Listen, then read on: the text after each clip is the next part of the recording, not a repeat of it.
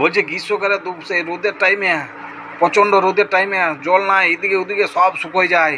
হ্যাঁ, নদী নালা ডোবা খাল সব শুকোয় যায়, কিন্তু একটা ডোবাতে জল থাকে। কোন ডোবাতে জানো? বলছে খাল শুকনো, বিল শুকনো, শুকনো নদীর জল। আর এত বড় বড় নদী থাকতে ডাবের ভিতর জল।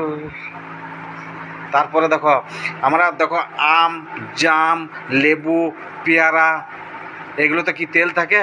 কিন্তু ছোট ছোট দানাতে তেল থাকে।